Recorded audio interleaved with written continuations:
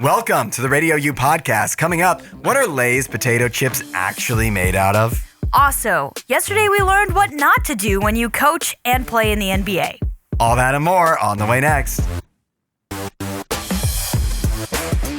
We got a nice little surprise on Twitch a couple days ago. Did you see this, Allie? I don't usually get on Twitch, so no, I didn't see this. Justin Bieber has joined Twitch. Oh. And he says he's going to start streaming every day. Every day? Yeah, he's going to start daily streaming. He's going to be a streamer now. Yeah. Interesting. Talking to the chat and everything. What is he doing on the stream? Is he playing video games? It looks like he was playing a lot of sports. Like he was playing basketball, shooting pool. Okay, so he's actually doing stuff like activities. Yeah, it looks like he was in kind of like a warehouse type thing. He played ping pong. Did he move the camera around? Like, how did he do it? Okay. Yeah, he would move the camera around, and he did. I didn't watch it live, of course, but people are saying he ignored the chat for a while. I would imagine probably. You got to pay attention to the chat. Well, if you're playing pool or basketball, it might be hard to do that. If that's pool is the perfect sport to talk to the chat. Yeah, well, you take your shot, somebody else goes, and you talk to the chat. Was he playing? That's how I do it. Was he playing with somebody else? Yeah, people are around. Okay, you play pool all alone. I think you can play by yourself. You can certainly practice. Yeah, but it'd be kind of boring. Kind of be sad. It does seem sad. It's like the bowling alone thing, isn't it? Yeah. It shouldn't be sad though. If you just want to work on your game. Yeah, right. If he's just practicing, there's nothing wrong with it. Yeah. So you're not gonna watch Justin Bieber on Twitch, are you? No. Like I said, I don't exactly get on Twitch. I have a Twitch account because I've had to use it a time or two, but I don't regularly get on there. So here's my question to you and to anybody who may want to chime in. 877-2-RADIO-U.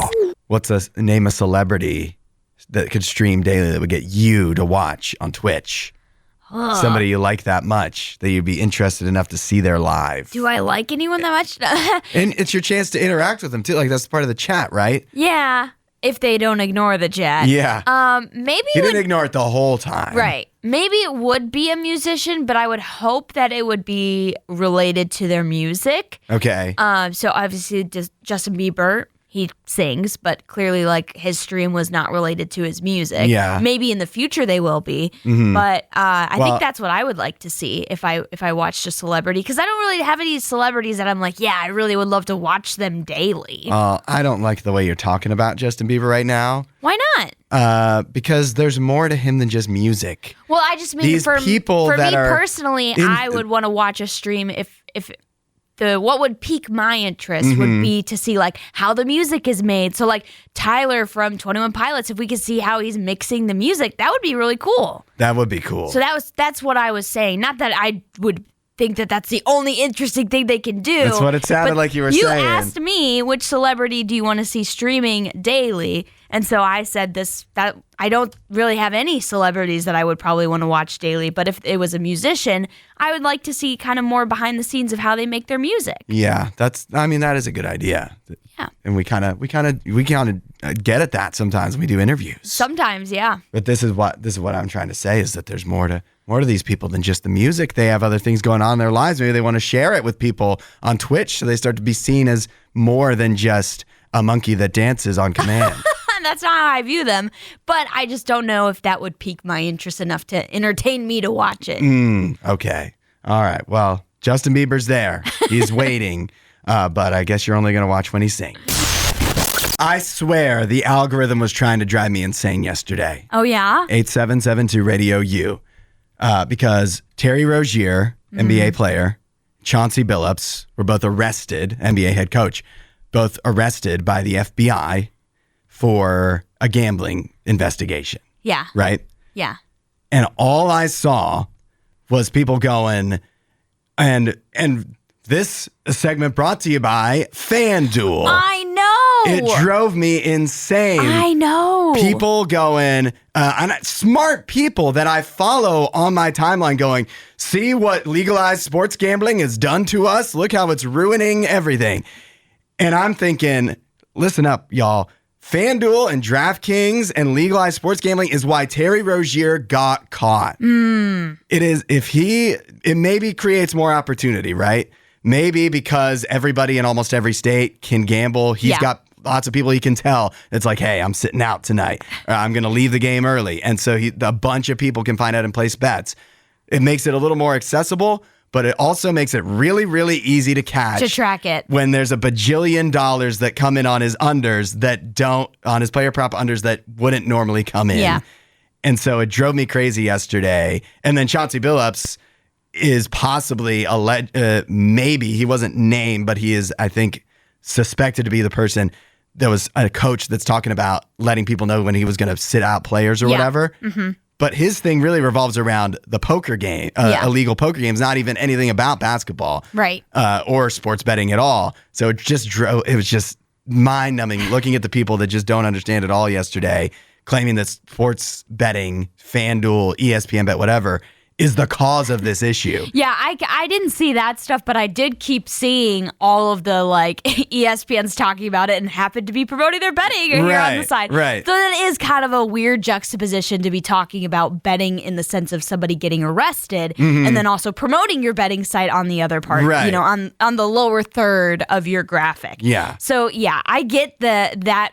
It's like a cognitive dissonance. It doesn't quite make sense to the American public. But I do understand what you're saying because, having legal betting like DraftKings and FanDuel, that helps make this stuff trackable. Right. And so I'm sure that helped aid the FBI in finding this ring of people that were, doing some pretty dirty deeds. Yeah. I mean, the Chauncey Billups poker game stuff is insane. Oh, yeah. That's tied to the mafia. That's crazy. It's also crazy that Chauncey Billups, former NBA player and then now coach of the Blazers, was very highly thought of one of the smartest guys. He seemed like a stand-up guy, but apparently not. If this stuff is true, which I guess is all still alleged at the moment, but the fact that he was literally just stealing money from people with mafia poker games where they had x-rays under the table so they could see what the cards were. Oh my gosh. Is bonkers. It's crazy that anybody would do that, but particularly a guy who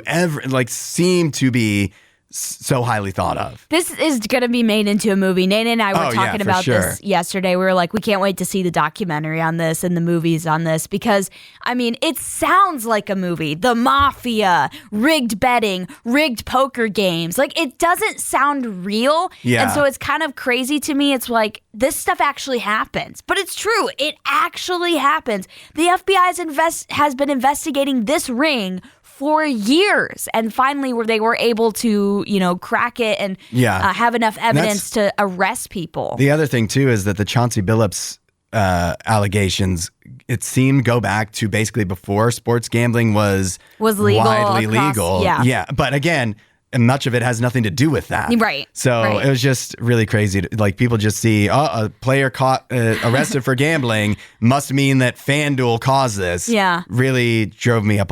You can be against sports betting for legitimate reasons. Right. But that's not why this happened. No, that's definitely not why this happened. And whether sports betting, as you pointed out, would be legal or illegal, people are going to do dirty things like this. Because there was so many you don't have to...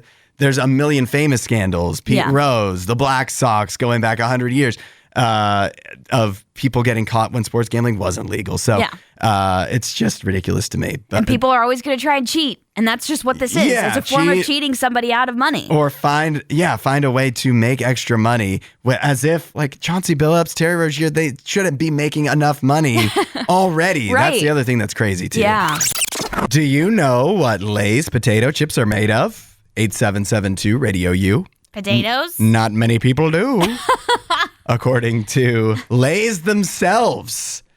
A new study, or I don't know if this is a new study, but Lay's is rebranding their potato chips. Oh, they are? Yeah. You're going to start to see new bags, different bags of Lay's potato chips. That's exciting. Does that mean the price is going to go up? Probably. It's not going down. But when they announced this announcement a few days ago in a press release, they put out something. Listen to this. In the press release, Lay's says, the potato's journey from the soil to the shelf is the heart of Lay's. But here's the surprising part. 42% of people who enjoy Lay's don't realize they're made with real farm-grown potatoes.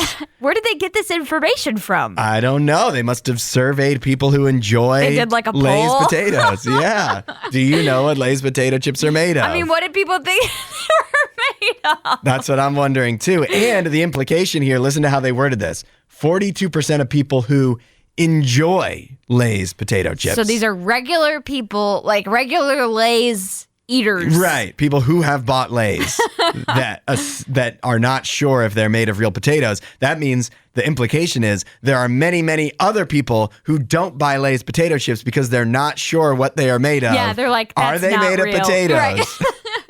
And so Lay's is trying to change that by rebranding the bags that they sell the chips in, even though the bags that they've been previously using also had potatoes on the front. Right. It has the potatoes that slowly turn into the chips. Yes, exactly. But that's going away. Now it will be chips. There's pictures of chips and also potatoes. Okay. But not transforming. Maybe that was confusing people. I'm not sure. What? How? I don't get it, but okay. Basically, you could walk up to any person on the street and say, what are Lay's potato chips made out of?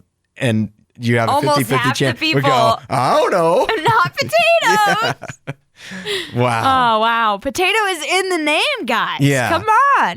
There are definitely ingredients in there that you probably would be surprised by Sure. and aren't the healthiest. Yeah. But at least you know the base is potato. Yeah. You should know that. And Lay's sales have been slumping, so this is seen as one of their strategies to try to revamp and promote Lay's once again. But I think you hit on it before you even realized. The reason sales are slumping is because it's like $6 a bag. Expensive. Yeah, I was going to say, come on. You think the sales are slumping because people are like, oh, I don't know. Should I choose Lay's or should I choose the Kroger brand? Because I can't tell which one's a potato and which one isn't.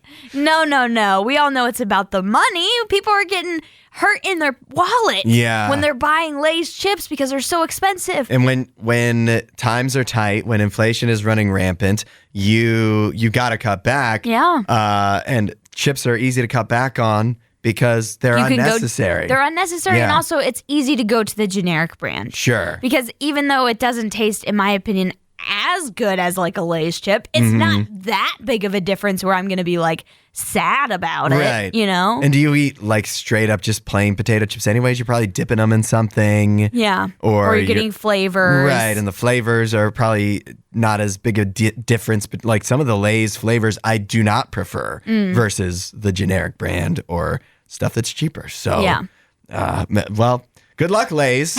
Hopefully this gets the word out. We help get the word out that their potato chips are made from potatoes. I mean, that is ridiculous. I hope that number decreases because 42% is way too many people. We're doing our part. A Michigan court has just ruled that chimpanzees aren't people. 8772 Radio U. This is a case that's been working its way through the Michigan court system. Where the Non-Human Rights Project filed a complaint on behalf of chimpanzees that are housed at the DeYoung Family Zoo in Michigan. They are trying to get these chimpanzees released and treated as persons as justification for why they should be released and sent to a sanctuary rather than being held at this zoo. Okay. But the Michigan Court of Appeals just unanimously ruled the chimpanzees are not persons. They are not people, and so they don't get the same rights that people do. Yeah, I think I agree with the judge. I think I'm on the judge's side here. Usually I'm on the side of the animals. We all know my feelings about zoos and aquariums and such. I'm just not a big fan of them. But I don't think you can make the argument that an animal is a person. And so I think it's a little bit odd that they would try and take it that far. Like, make the argument that these animals aren't being treated well and they need to be sent to a sanctuary. To me, that should be able to stand on its own. Right. But you don't need to take it a step further and be like, actually, they're persons. Like, no. But I understand both sides of the argument because what the judges have said is that if you grant personhood to chimpanzees because they seem intelligent. Yeah. Where do you draw the line of what other animals are considered intelligent? Slippery slope. And you can keep going down and down and down. And then, and I'm sure the Non-Human Rights Project would probably enjoy that more and more animals They're like, would that's be. exactly what we want. Yeah. But at some point, animal, because then you get into all kinds of other kinds of at some point, if an animal's intelligent, and we're drawing that line very low, then if that animal gets killed, like if you hit a deer with your car and they rule the deer as intelligent, then are you committing a crime by doing that? You know what I mean? Right. Like you could actually get into a lot of trouble. But the flip side is the Non-Human Rights Project says that if you take their position to the logical conclusion, then children and disabled people may not have rights either because they can't petition on their own the same way chimpanzees can't. They're not capable or, not intelligent enough. Is that was their argument that they could, because they couldn't petition? Yeah. They were not persons? Yeah. They're saying that chimpanzees are more intelligent than many children, of course, and other animals are too. So does that mean the children shouldn't get rights?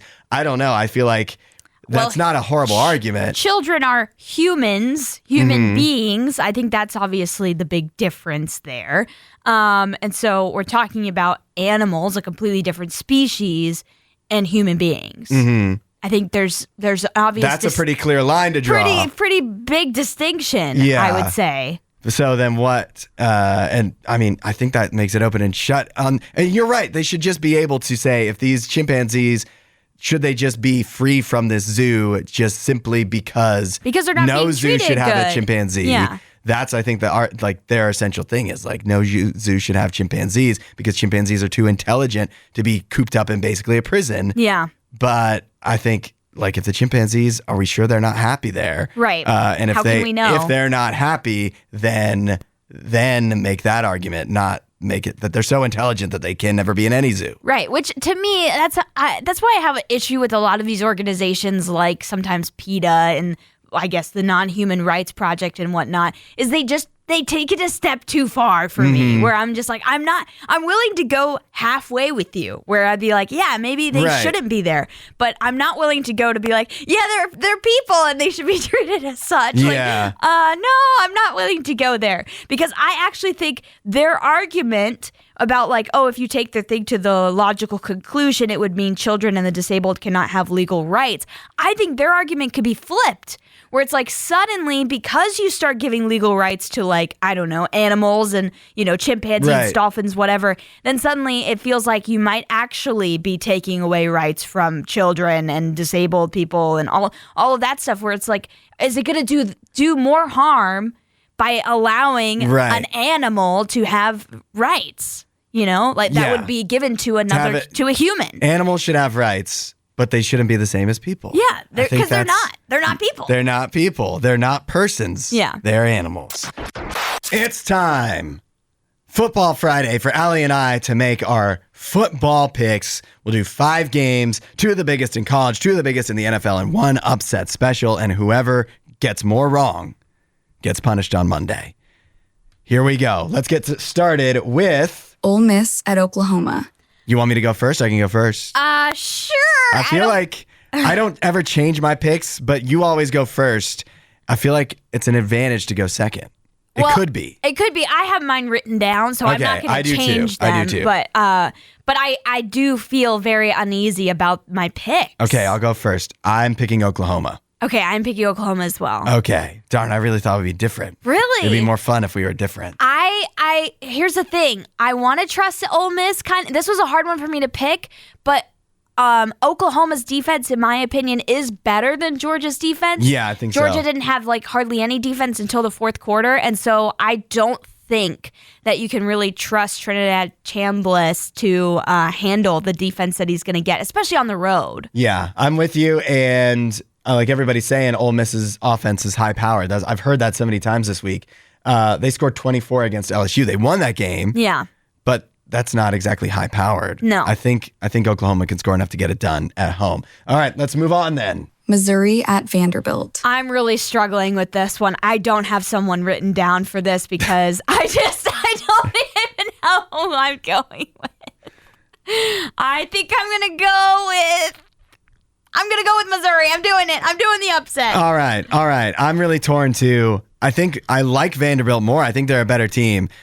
My concern is with College Game Day there and like just all the hype. They just had a big win. Right. I'm concerned that this is just the height of how high it can get. Yeah. And they're due for a fall. Especially with Pavia hitting the Heisman. I just think that just going to jinx them. But I'm still going to go with Vanderbilt. Okay. I still think they're better. All right, let's move on to the NFL. Cowboys at Broncos. This is another really hard pick for me. I was struggling with this one because I don't know who I trust in this game. Do I trust Dak Prescott? Do I trust Bo Nix? But I think ultimately the most trustworthy part of this game is Dak, even though the Dallas defense is so bad. And I think they're definitely going to give up points to Bo Nix and the Broncos. But I'm going to go with Cowboys. I am also going with the Cowboys.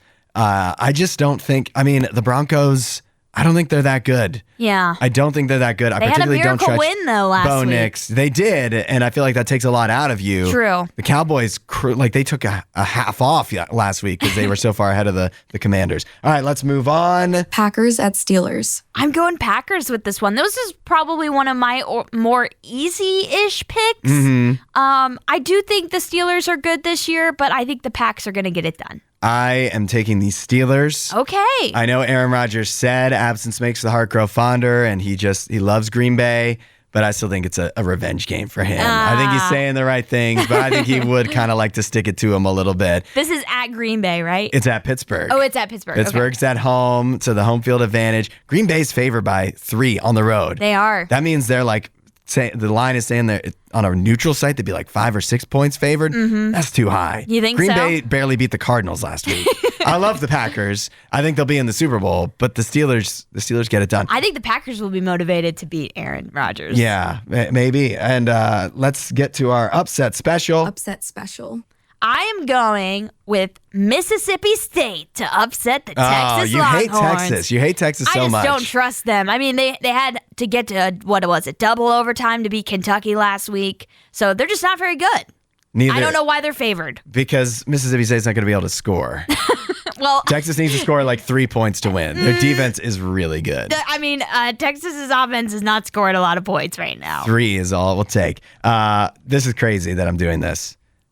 I'm picking the New York Jets as my upset against the Cincinnati Bengals. Oh, no. Didn't you see Joe Flacco? He looks amazing out there. He looked good for one game, but do you remember what he looked like with the Browns? I'm telling you, this is the Browns' curse. They traded him away to the Bengals, and now he's going to be amazing. I think he had one amazing game. I think the Jets... The Bengals are going to the playoffs. They're going to beat the Jets. The Jets would be great if it wasn't just for Justin Fields, and he might still have to play this week because I don't know if Tyrod Taylor is... And you trust in him? I don't trust anything, but I really don't trust the Bengals. The Jets are due. I think it's before their bye week. This is going to be all out. This is last chance romance for the Jets. Okay. They get the job done against the Bengals. Okay. You trust the Bengals? I don't trust either side, but I definitely do not trust the winless team. We'll see who gets punished on Monday. I have a disease, Allie. Oh, really? Yeah, 8772 Radio U. Doctors haven't necessarily identified it yet. So how do you know you have a disease? I know this is a disease. Let me describe it to you. Okay. It's a disease where when somebody offers to help me with something, I will always say no. Oh, yes. Yeah, especially I'm picturing this. I'm carrying something big and heavy. Yeah. And somebody's like, "Do you need me to help you with that?" And I'll say no. Sometimes I'll meet them in the middle. The most I'll do will be like, "Can you get the door?" If I'm carrying something big and heavy. Yeah. But that's a problem enough. Yeah. That I'm always too proud, I suppose. Right. But here's what makes it worse. If I do need help with something, I will not ask. But then I'll sit there and be like, why didn't anybody offer to help me with this? Why won't they help? Oh, no. I had to carry this huge, heavy thing, and nobody even would offer to get the door for me. And someone did. Yeah. The times when nobody offers, it gets me all riled up. But then when somebody does offer, I don't want it. You don't want the help. Yeah. What disease is that? I don't know what it would be called, but I do think there is something in us that's like this like self-sufficiency idea that we think we have to do it on our own. And then also when no one offers to help us, we're just like, oh my goodness, how dare no one ask if we needed help? And part of it is like I'll get silently mad when people don't offer to help if they see me carrying something, for example. But I would never ask for help because part of it is I don't want to inconvenience them. You know what I mean? Or like I don't want to. If you ask too much, then they're going to be like, we're not that good of friends. I'm not going to help you with that. For me, I don't want to appear weak. Yeah. And so I won't even like ask for help in situations where I probably should. And also, I won't even mull things over like what you're talking about when no one asks me for help. I'll actually take that as a win, which is really stupid. But I'll take it as a win. I'll be like, oh, they didn't think I needed help, even though I probably did. The moral of this story, though, is that obviously these are flaws in each of us. And I think a lot of people are probably on the same page where you have a tough time asking for help. You don't want to inconvenience people. You don't want to ask too much. You don't want them to get the wrong idea when you do ask for help, all these things. But then, you don't want to receive help either because it doesn't feel right to you. You don't like how it makes you look or whatever. The moral is we need to be okay with asking for help. And that's not just true of other people, of asking our friends, coworkers, whatever, your family to help you out when you actually need it. Be ready to accept help and be ready to ask for it. But also, don't be afraid to ask God for help. And don't be afraid to ask big things. I think we really get limited, again, because I don't want to inconvenience. I don't know if God loves me that much that he would actually want to help me with this. There's nothing too big for you to ask for God. Yeah. He will help you with anything. And there's nothing simpler than just saying there's nothing too big for you to ask of him. Yeah, absolutely. And no matter what struggle you're going through, it's just better to lay that at the feet of God and to just not shirk it on your shoulders anymore. Like put that weight on your shoulders. You don't need to have that weight. Imagine, again, you're carrying something heavy. Imagine somebody doesn't just offer to help. They just come up and just take it. They're just like, take it out of your hands. Yeah, I got this. Yeah. And lift it like it's nothing. That's God. He will do that for you. Ask him for it and see what happens. Don't put any limits on Jesus. Find out what he can do to change your life, how he can help you. It will amaze you. If you want to know more, go to radiou.com/free gift. Get your popcorn ready. It's our Friday tradition, the weekend watch list, letting you know which movies are new that you could be watching in theaters and at home. It's a big weekend for movies. Yeah. There's a lot of them. 5. Woo. I want to get to. Wow. Okay. Go. Let's go. Go. Regretting You, starring Allison Williams, Dave Franco, and McKenna Grace. When a devastating accident reveals a shocking betrayal, Morgan Grant and her daughter Clara explore what's left behind as they confront family secrets, redefine love, and rediscover each other. Regretting You is now in theaters. All right. 35% on Rotten Tomatoes. That's not good. Jocelyn Novak of Associated Press says, Regretting You has its share of grief, but the strange way the tears give way to smiles, quips, and then full-on rom-com corniness feels a little awkward and then just weird and annoying. So you might be regretting Regretting You. Apparently. I'm sure that's in one of these critics' reviews as well. Why not? So I don't think that sounds very appealing. No. Instead, maybe you want to watch Begonia. Oh, this movie looks odd. Starring Emma Stone and Jesse Plemons. I'm in for anything with Jesse Plemons. And directed by Yorgos Lanthimos. 2 conspiracy-obsessed men kidnap the CEO of a major company when they become convinced that she's an alien who wants to destroy Earth. Oh, no. Begonia is now in theaters. It has an 88% on Rotten Tomatoes. And Nick Shager of the Daily Beast says, Emma Stone is a mesmerizing riot in this bleak satire of our current state of disorder, as is her co-star Jesse Plemons, who matches her intensity and manages to outdo her craziness. Wow. I mean, that's a great cast. That's 2 perfect leading people. And everything that Yorgos Lanthimos makes is always weird. Yes. Entertainingly And if weird. you've watched the trailer for this, it looks oddball, man. Yeah. Even the shots look oddball. One more in theaters. Chainsaw Man, the movie, Resi-Arc. We are not ignoring anime in theaters again. Not after what Demon Slayer did. Chainsaw Man faces his deadliest battle yet in a brutal war between devils, hunters, and secret enemies. Chainsaw Man, the movie, Resi-Arc, is now in theaters. It has a 100% on Rotten Tomatoes. Whoa, how many reviews? 17. Oh, okay. William Bibiani of The Wrap says, look, do you want to see a man made out of chainsaws or not? What a review. And that's a positive? That's a positive review, yes. It would have to be. It's 100%. He convinced me in a single sentence. Yeah, I mean, that I do want to watch Chainsaw Man. That's what's in theaters. How about what's at home? The Hand That Rocks the Cradle, starring Micah Monroe and Mary Elizabeth Winstead. An upscale suburban mom brings a new nanny into her home, only to discover she is not the person she claims to be. Uh-oh. The Hand That Rocks the Cradle is now on Hulu and Disney+. That's a remake of the horror movie from 1992. It has a 45% on Rotten Tomatoes. Pat Stacey of the Irish Independent says, visually, it's flat and bland. Dramatically, it's inert and almost devoid of suspense. Okay. That's pretty bad. And finally, A House of Dynamite, starring Idris Elba and Rebecca Ferguson, and directed by Catherine Bigelow. Okay. Of The Hurt Locker, right? Yeah.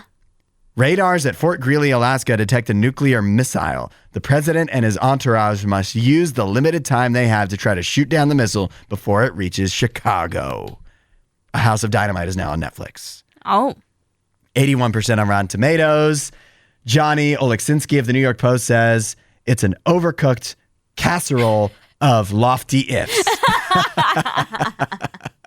And yet it has an 81%. 81%? Yeah, even though he definitely gave it a thumbs down. Also, Weapons is now on HBO Max. Yes! So many options for you to watch this weekend. Finally watch Weapons! Yeah, you need to get on that. You got so much. Your list is so long of what you need to watch. I know. It's just because I don't want to pay money to go to the movie theater. I know, but not even movies. You're behind on Wednesday. You haven't watched Only Murders yet. Well, that's because I'm waiting for all of it to come out because me and my cousins watch it together. You haven't watched Love is Blind. Yeah. Well, again, the Netflix subscription, I have to pay for it. Excuses. Let us know what you watched this weekend, 8772 Radio U, especially if you watch Chainsaw Man. Yeah. Please let us know what you think. I want to know more. That's your weekend watch list. We'll see you at the movies. Welcome to Right Up My Alley, and I'm very excited about this one, Hudson. Okay. And the reason is because today we're talking about one of my favorite subjects that I loved learning about in school, which was the Reformation, the Protestant Reformation. I feel like not a lot of people would say that was their favorite subject in school. I was a weird kid. Yes, I know this. But yeah, I loved that era of history. Maybe still am. I don't know. No longer a kid, but still weird. If you've never listened to Right Up My Alley, basically what I do is I quiz Hudson on a topic that I love. I ask him 3 questions that get progressively harder each time, and you could play along by texting into 8772 Radio U. How's your knowledge on the Reformation? How do you feel about confidence-wise? Horrible. Horrible? I'm not going to do good. You know at least who Martin Luther is, though, right? Yeah, of course. Okay. That doesn't breed a lot of confidence in me, but all right. You know who he is. I know who he is. Good job. All right. So, first off, this should be an easy one. Okay. You should be able to knock this out of the park. Yeah. What invention helped spread the message of the Protestant Reformation?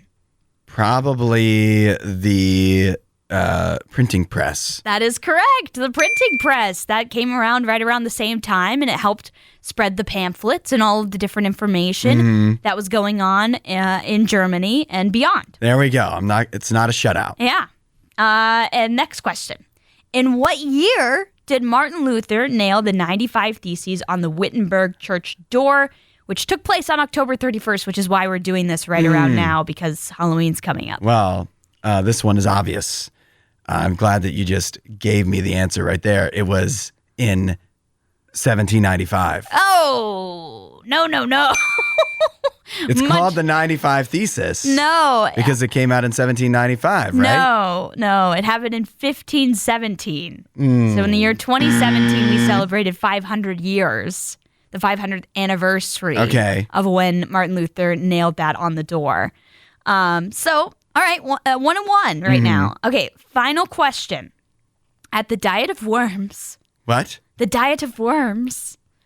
It's like a German place, Worms. Okay. So we would look at it and it looks like worms, but they would say it with like a V. Worms? Sound. Worms. Okay. Yeah. The Diet of Worms. Luther was called to recant on his statements about the Catholic Church. He refused and was labeled an outlaw and a heretic. Which Holy Roman Emperor presided over the Diet of Worms? Why'd they call it that? Because it was in Worms. Oh, wait, why is it diet though? I don't know. I guess that would have just been like a congregation of people. Yeah, Ferdinand. Ferdinand? Yeah. No. It was Emperor Charles V. Oh, okay. That was my next choice. Oh, really? Yeah, I was thinking that one. I was definitely thinking it was between that and Ferdinand. And I didn't know which one to choose. Yeah. Well, now you know a little bit more about the Protestant Reformation. Yeah. But you know who Martin Luther is. Of course. Okay. Yeah, he wrote the 95 Thesis. In whatever year you said. You know what the Lutheran Church is? Yeah, of course. Yes, I do know what the Lutheran Church is. Come on. Well, hey, you got one right. You knew what the printing press. I told you, I didn't get shut out. Yeah, I think I did all right. I think you can't expect too much. That's about as much as you can expect of me. Yeah. No, pretty good. Yeah, pretty good. I hope people playing along at home did better, though. It gets started tonight. The World Series. And it really is the World Series. It's international.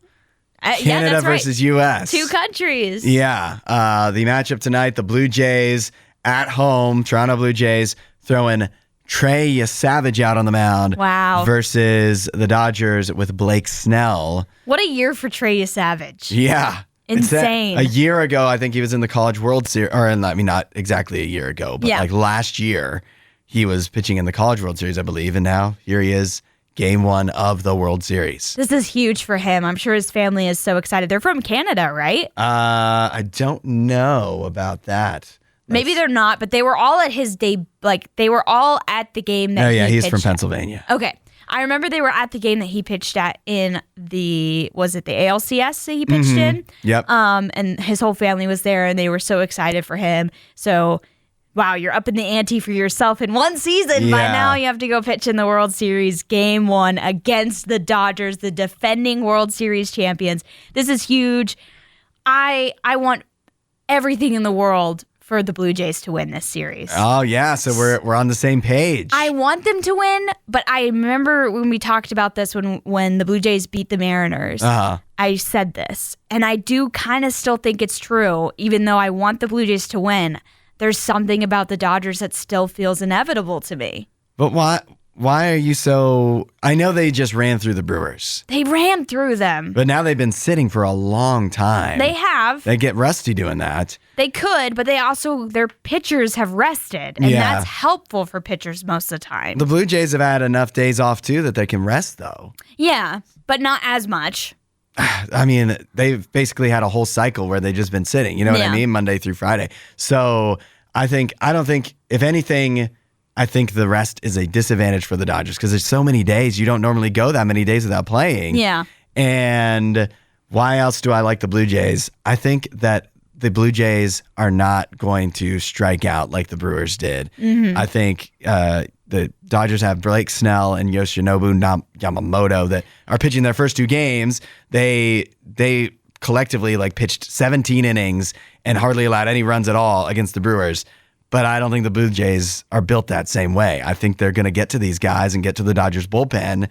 And then the Dodgers bullpen is not that good. Yeah, it's not as good, and that's what you need to do to find some success with the Dodgers. But also, I do think you need to worry about this Dodgers lineup because they have firepower. They've got Shohei Ohtani. They've got Freddie Freeman. They've got Mookie Betts. They've got a great lineup. By the way, can we check Shohei Ohtani's bat? Can we check it? Yeah. Why? Is it illegal? I think we need to check. Is there some theories about that? Yeah. Yeah, he's hitting the ball further than anybody's ever seen.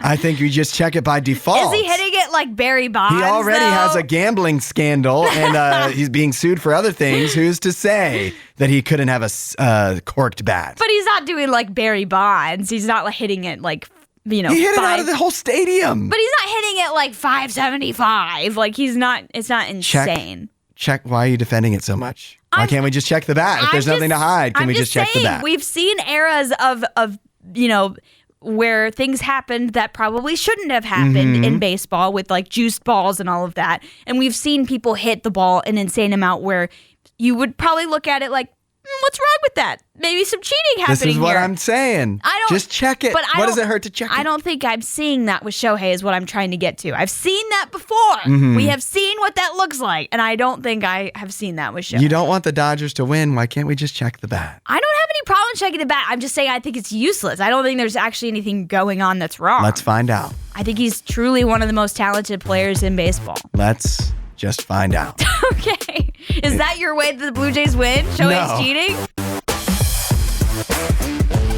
Thanks for listening to the Radio U podcast. Don't forget to rate and review the show.